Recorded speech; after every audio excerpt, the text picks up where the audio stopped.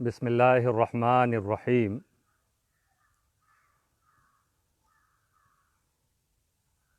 آج 14واں روزہ ہے، رمضان کی 14 تاریخ،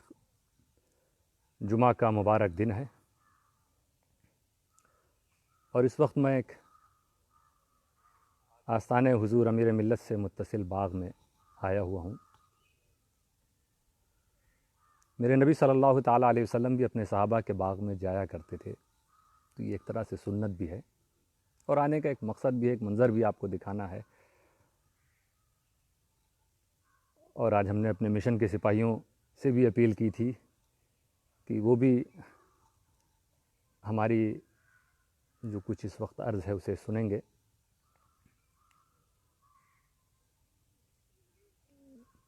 تو جمعہ کا دن ماشاءاللہ، اور اب کی اتفاق ایسا ہے کہ پہلا عشرہ رحمت کا تھا، اس میں بھی ہم سب کو ایک جمعہ ملا، اور دوسرا عشرہ جو یہ مغفرت کا ہے، اس میں بھی ایک ہی جمعہ یہ رہے گا۔ تو یہ 20 دن میں ہم مسلمانوں کو 2 جمعہ ملا، اور آخری عشرے میں انشاءاللہ زندگی رہی تو ہم لوگ 2 جمعہ پائیں گے۔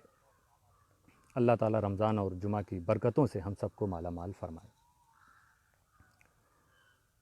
روزے کی حالت ہے، اور ایک آم کے درخت کے نیچے میں بیٹھا ہوں، وہ آپ بھی دیکھیں۔ لاک ڈاؤن میں کہا گیا کہ ہم اور آپ محفوظ رہیں گے اگر جو ہدایات دی جا رہی ہیں اس پر عمل کریں، تو جہاں لوگوں کی جان محفوظ، وہیں پہ سبھی باغوں کا یہ عالم ہوگا کہ درخت میں پھل محفوظ ہیں۔ اور ماشاءاللہ آپ دیکھ رہے ہوں گے، میرا مقصد صرف اس کو دکھانا نہیں، ایک بات میں آگے کہنا چاہتا ہوں۔ بالکل دیکھیے، منہ تک جیسے بالکل اتنا یہ لٹکے ہوئے ہیں یہ آم، بالکل ہاں، کہ سیدھے ہم، مگر روزے کی حالت ہے، ہم اسے نہیں چکھ سکتے۔ حالانکہ آندھی طوفان بیچ میں آیا ہے، تو جتنے پھل اس وقت موجود ہیں اس سے کہیں زیادہ پہلے ہی گر چکے ہیں، اور اس وقت جو موجود ہیں وہ دیکھیے کس کی قسمت کے ہیں۔ حالت روزہ ہے، اور ہم اسے نہیں کھا سکتے۔ بھوک ظاہر سی بات ہے سبھی کو لگتی ہے، لیکن کوئی بھوک کو اس طرح سے نہیں مٹا سکتا۔ رب تعالیٰ کے فرمان پر ہم سب کو عمل کرنا ہے، جہاں بھی ہوں، گھر میں ہوں، کہیں بھی ہوں، جتنے وقت ہمیں کھانے پینے سے روکا گیا ہے ہم اس سے رکے رہیں گے۔ اور یہ بھوک، جب انسان بھوکا رہتا ہے تو رب تعالیٰ اس سے بڑی محبت فرماتا ہے۔ بھوکے انسان، بھوکے مسلمان سے اللہ تعالیٰ کو بے پناہ محبت ہے، کیونکہ بھوک میں بندہ صبر کرتا ہے۔ اور اسی لیے ایک حدیث میں رسول صلی اللہ تعالیٰ علیہ وسلم نے فرمایا،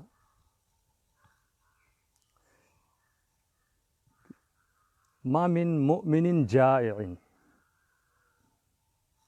بھوکے بندوں کے بارے میں۔ دیکھیے آج یہ پھل یہاں موجود ہے، جو میں نے آپ کو دکھایا، اس طرح بہت سے اور بھی قیمتی، یہ آم ہے، آم جو پھلوں کا بادشاہ کہلاتا ہے، یہ کنگ ہے فروٹس کا، ہماری پہنچ میں آ چکا ہے، ہمارے منہ تک آ چکا تھا، ہمارے ہاتھ تک آ چکا تھا، مگر ہم اسے کھا نہیں رہے۔ اب اس کا نہ کھانا ہمیں کون سا پھل کھلائے گا؟ اس وقت اس کا نہ کھانا آگے ہمیں کون سا پھل کھلائے گا؟ تو رسول صلی اللہ تعالیٰ علیہ وسلم نے ارشاد فرمایا، ما من مؤمن جائع یوما، کہ جب بھی کوئی مومن بندہ کسی دن بھوکا رہ جاتا ہے، فاجتنب المحارم، پھر وہ محارم سے اپنے کو بچاتا ہے، گناہوں سے بچاتا ہے، اللہ کی حدود کو تجاوز نہیں کرتا، جن چیزوں سے روکا گیا ہے وہ رکتا ہے، وہ بھوک کے عالم میں بے چین ہو کر، دیکھیں یہاں پر روزے داروں کی بات نہیں، رمضان کا روزہ رکھنے والوں کو عام بھوکے رہنے کی بات رسول نے فرمایا، ما من جائع یوما، کہ جب بھی کوئی مومن کسی دن بھوکا رہ جائے، اور پھر وہ بھوک کی وجہ سے وہ اس کا ریئیکشن یہ نہ ہو کہ وہ کوئی گناہ کا کام کر جائے، فاجتنب المحارم، گناہوں سے وہ اپنے کو بچائے، ولم یأکل مال المسلمین باطلا، اور وہ مسلمانوں کے مال کو ناحق نہ کھا جائے کہ بھوکا تھا تو کسی کا بھی مال لے کے کھا لیا، کسی کا بھی پھل، کسی کی بھی غذا لے کر کھا لیا، ایسا بھی نہ کرے۔ جب بھی کوئی مومن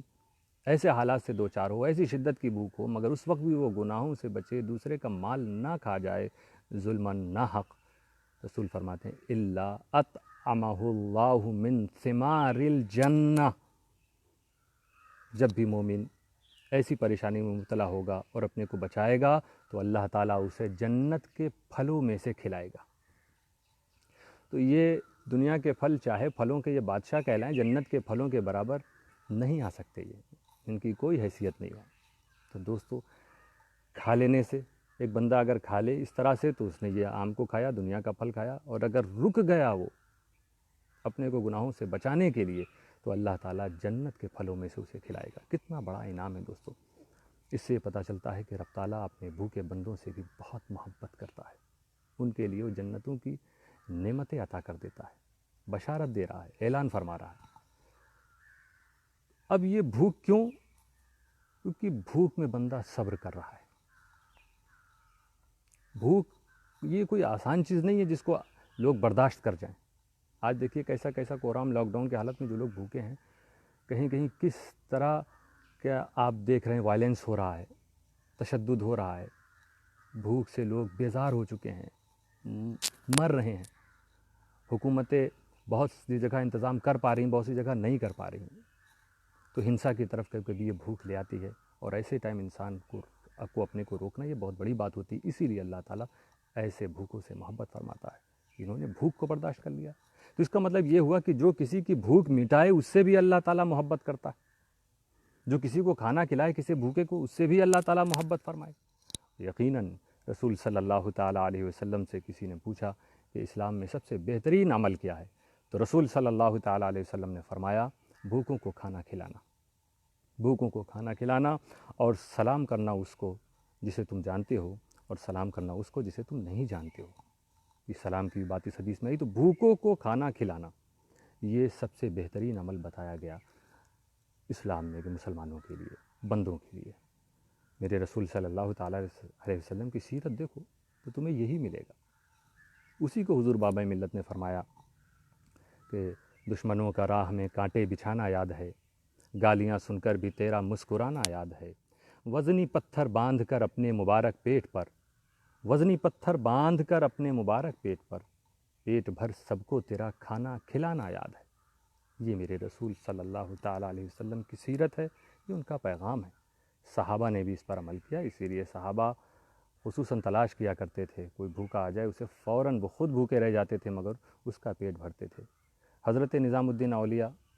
کتنے بڑے ولی، حضرت مخدوم اشرف جہانگیر سمنانی کے مشائخ میں، شیوخ میں شمار، جن کا سب جانتے ہیں۔ ان کے پاس کچھ قلندر لوگ پہنچے اور کہا مجھے سرکار ہو سکے تو کوئی کرامت دکھائیے۔ آپ نے کہا اچھا، اپنے خادم سے کہا ان لوگوں کو کھانا کھلاؤ لگ۔ اب وہ کھانا لگ گیا تو ان لوگوں نے کہا کہ حضرت یہ کھانا کی بات نہیں، ہم لوگوں نے تو کہا تھا کوئی کرامت دکھائیے۔ تو آپ نے فرمایا سر یہ کھانا ہی کرامت ہے، سب سے بڑی کرامت یہی ہے کہ کھانا کھلایا جائے۔ ان لوگوں نے ادب کو ملحوظ رکھا، کھانا کھایا اور چلے گئے۔ دیکھیے درس ولیوں کی بارگاہ سے کہ کرامت، شرافت، عظمت، عزت چاہیے تو یہ کام شروع کر دو، اللہ تعالیٰ تمہیں نواز دے گا۔ حضور محدث اعظم ہند اپنی پوری زندگی یہ کام کرتے رہے، اسی لیے جب مدینے کے کام کی بات آئی تو انہوں نے مدینے کے کاموں میں اس کو شمار کیا کہ غریبوں کے مولا، یتیموں کے والی، خدا را کرم کیجیے جا رہا ہوں، مدینے کے چرچے، مدینے کی باتیں، یہی بات ہر دم کیے جا رہا ہوں۔ سارے اولیاء کرام، سارے بزرگوں نے اسی سیرت کو اپنایا ہے دوستوں، اور اب ہم میں سے بھی جس کو موقع ملے تو اس موقع کو ہمیں چھوڑنا نہیں چاہیے، اور خصوصاً ان حالات میں جن حالات سے ہم اور آپ گزر رہے ہیں، بہت ضروری ہے۔ یہ اجر و ثواب کمانے کا بھی ذریعہ ہے، اللہ تعالیٰ کی رضا بھی اس سے حاصل ہوتی ہے۔ آپ دیکھیے کہ جہنمی جنتی بن جاتا ہے، اور یہ آپ کو یاد رہے نہ رہے، کل میدان قیامت میں کبھی کبھی اس طرح کی نیکیاں بہت کام آتی ہیں جیسا کہ روایات میں ہے کہ ایک شخص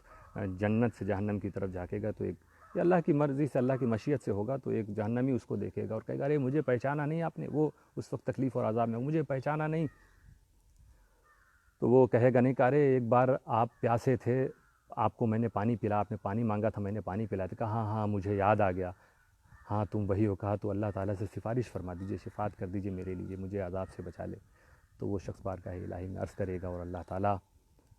اس کے عرض کو سنے گا، اس کی سفارش کو قبول کرے گا اور اس جہنمی کو جہنم سے نکال کے جنت میں ڈال دے گا، جنت میں پہنچا دے گا۔ دیکھیے یہ اجر و ثواب ہے، اس لیے ارد گرد تلاش کیجئے، صرف ہم اپنے لیے افطار کا نہ سوچیں، بھلے ہی ہم نہ پکا کے بھیجیں کہیں آج کے حالات میں اس طرح، لیکن جہاں جہاں اس طرح کے لوگ اگر آپ کی معلومات میں ہوں تو ان تک ضرورت کی چیزوں کو ضرور پہنچائیے۔ ہم روزوں کی وجہ سے 30 دن میں نہیں کھائیں گے، بہت سے لوگ جب سے لاک ڈاؤن شروع ہوا ہے ہو سکتا ہے وہ ایک وقت کا کھانا انہیں مل رہا ہو تو وہ کھا رہے ہیں، ورنہ وہ فاقہ چل رہا ہوگا۔ بھوک سے بہت بڑی نعمتیں بھی حاصل ہوتی ہیں، انشاءاللہ آگے کے دنوں میں ہم موقع رہا تو اس پر بھی بات کریں گے۔ تو آج ہم محدث اعظم مشن کے اپنے سپاہیوں سے یہ اپیل کریں گے کہ بہت محنت کی انہوں نے، ہر طرف ہر صوبے میں، ملکوں میں، دوسرے ملک میں جیسے ڈیوزبری ہے وہاں کے لوگوں نے، بینڈا ساؤتھ افریقہ ہے، بھارت کے الگ الگ صوبوں میں ہیں، لیسٹر والوں نے بھی امداد آگے بڑھائی ہیں، ہر طرف لوگوں نے کام کیا ہے ماشاءاللہ، اور کئی جگہ بہت رسک لے کر، جیسے موڑاسا کے میں بتانا چاہوں گا کہ بہت سے ہمارے سپاہی اس وقت کوارنٹین کی حالت میں ہیں، اور ہمارے کئی سپاہیوں نے اپنے عزیزوں کو بھی کھویا ہے اس میں۔ ہمارے عارف سدھوا بھائی ہیں موڑاسا کے، ان کے قریبی رشتہ دار لالا، ان کا وصال ہو گیا اس میں۔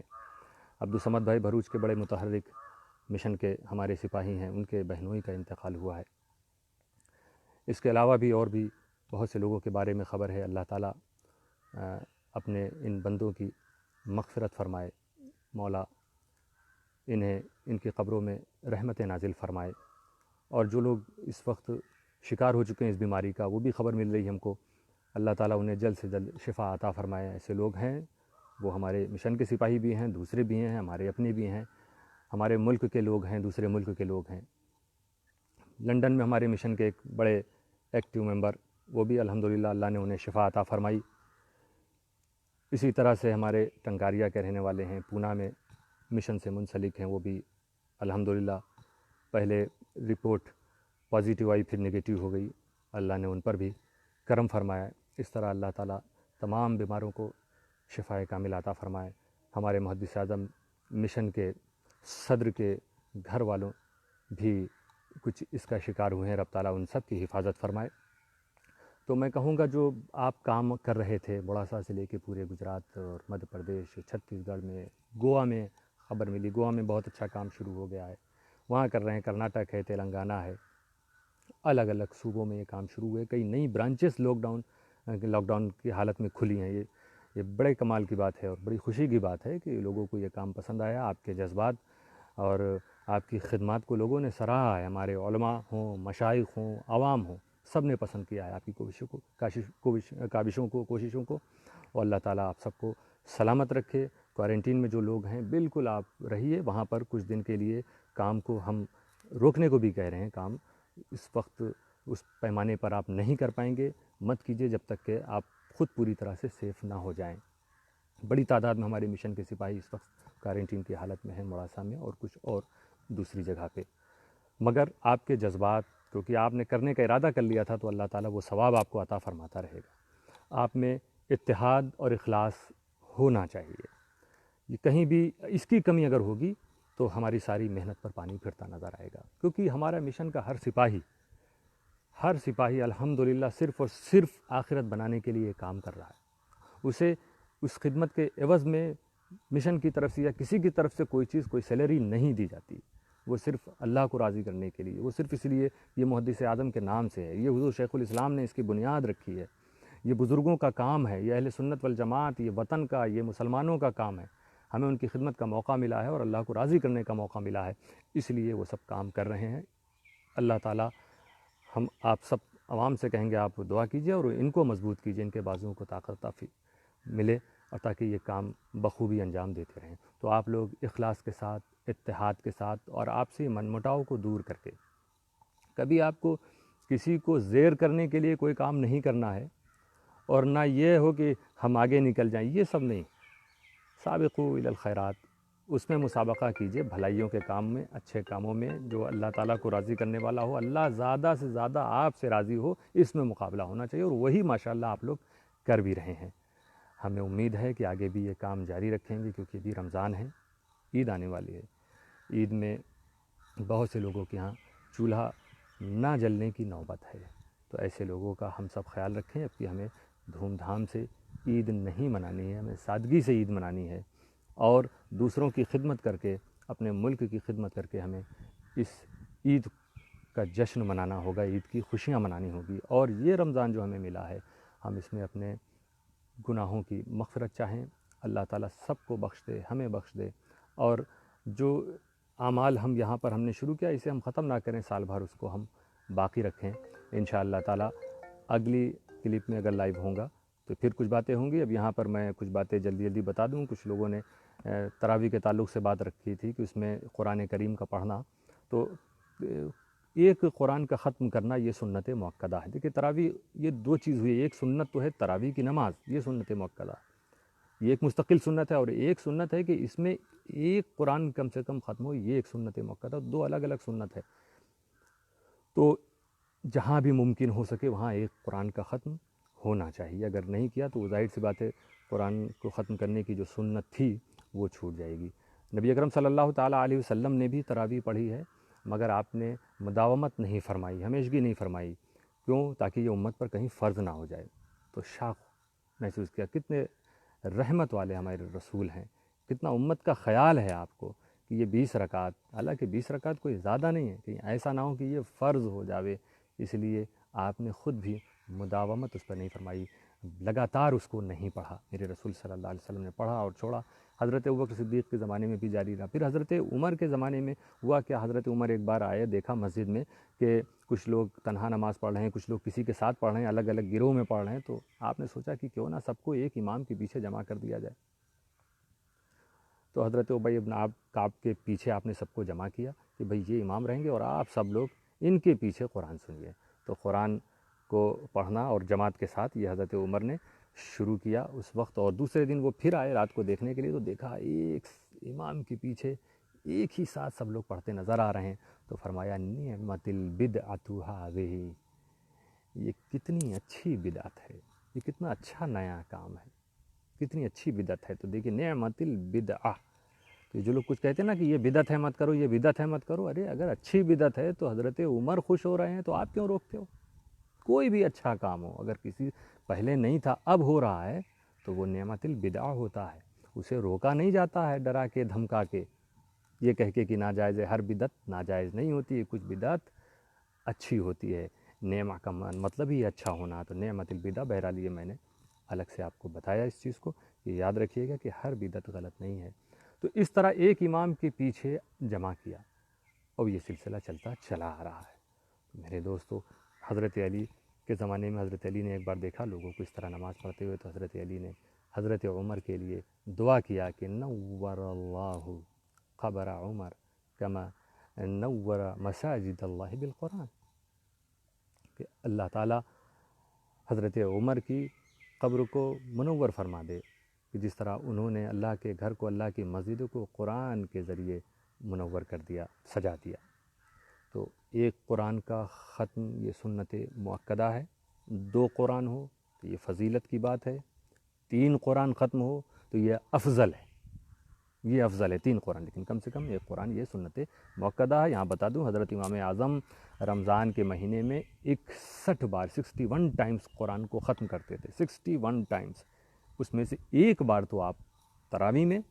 پورے مہینے کی تراویح میں ایک قرآن ختم ہو جاتا تھا، اور باقی 60 قرآن جو ہے وہ آپ یوں کرتے تھے کہ ایک قرآن ڈیلی دن میں پڑھتے تھے، اور ایک قرآن ڈیلی رات میں پڑھتے تھے، الگ سے نماز کے باہر ایک قرآن ڈیلی دن میں، ایک قرآن رات میں۔ تو اس طرح سے 2 قرآن کر کے 60 قرآن آپ پورے رمضان پڑھتے تھے، اور ایک قرآن آپ تراویح میں ختم کرتے تھے۔ ایک صاحب نے انشاءاللہ تعالیٰ اور مسائل پہ بات ہوگی، انہوں نے اوقات مکروہہ کے بارے میں پوچھا کہ قرآن کریم کے بارے میں پوچھا کہ اس کو کس وقت ہم نہیں پڑھ سکتے ہیں، تو میں نے پہلے ہی بتایا تھا کہ یہ جو مکروہ اوقات 3 ٹائم آپ کو بتایا گیا تھا، سورج نکلنے کے بعد، سورج ڈوبنے سے پہلے، اور نصف نہار شری سے لے کے نصف نہار حقیقی تک جو ہے، یہ جو وقت ہے اس میں آپ قرآن شریف کو نہ پڑھنا بہتر ہے۔ کوئی پڑھ لے تو کوئی ایسی بات نہیں کہ گناہ ہے، لیکن نہ پڑھنا بہتر ہے۔ اب اس میں اگر آیت سجدہ آ جائے گی پڑھنے کے لیے، اگر آپ کوئی پڑھ ہی رہا ہے کہ بھائی ہمارے پاس ٹائم نہیں، ہم کو ختم بھی کرنا، آیت سجدہ آ جائے تو اس وقت آیت سجدہ نہ کرے، وہ ٹائم مکروہ جب نکل جائے تب آیت سجدہ کرے۔ اگر اس وقت کر لیا تو بھی یہ ہو جائے گا، لیکن اسے اس وقت نہیں کرنا چاہیے۔ تو دوستو یہ 3 وقت جو ہے اس میں قرآن کریم کو نہ پڑھنا بہتر ہے، باقی آپ کسی وقت بھی پڑھ سکتے ہیں۔ ان 3 ٹائموں میں آپ ذکر کرنا چاہیں ذکر کیجئے، خوب درود خوب بھیجیے۔ ایک صاحب جو امریکہ سے ہیں، انہوں نے آنکھ کی روشنی کے لیے کہا ہے کوئی وظیفہ، تو میں بتا دوں آپ آیت الکرسی کو ہر نماز، فرض نماز کے بعد جو ہے جب پڑھیں ایک بار، تو اس میں جب ولا یعودہ حفظہما پر پہنچیں، آیت الکرسی جب آپ شروع کریں، اللہ لا الہ الا هو الحی القیوم لا تأخذہ سنة ولا نوم له ما في السماوات وما في الأرض من ذا الذي يشفع عنده إلا بإذنه يعلم ما بين أيديهم وما خلفهم ولا يحيطون بشيء من علمه إلا بما شاء وسع كرسيه السماوات والأرض۔ پھر ولا یعودہ جب کہیں تو آپ اپنے دونوں ہاتھ کی 5 انگلی ایک ہی ساق پر رکھ لیں، اور 11 مرتبہ ولا یعودہ حفظہما ولا یعودہ حفظہما ولا یعودہ حفظہما اس طرح سے 11 بار پڑھیں، اور ولا یعودہ حفظہما جب 11 بار پڑھ لیں، اور اس کے بعد ولا یعودہ حفظہما وہو العلی العظیم، پھر انگلی ہٹا کر وہو العلی العظیم پڑھ کے 10 انگلی پہ آپ دم کریں یوں، اور تو اس طرح سے پھر آپ آنکھوں پہ رکھ کے اس کو مل لیں۔ ہر فرض نماز کے بعد ایک بار اب اس کو کریں، انشاءاللہ اللہ تعالیٰ آنکھوں کی روشنی کو بڑھاتا ہے۔ اللہ تعالیٰ ہم سب کی حفاظت فرمائے اور دین مستقیم پر پورے استقامت کے ساتھ چلنے کی توفیق عطا فرمائے۔ وآخر دعوانا ان الحمد للہ رب العالمین۔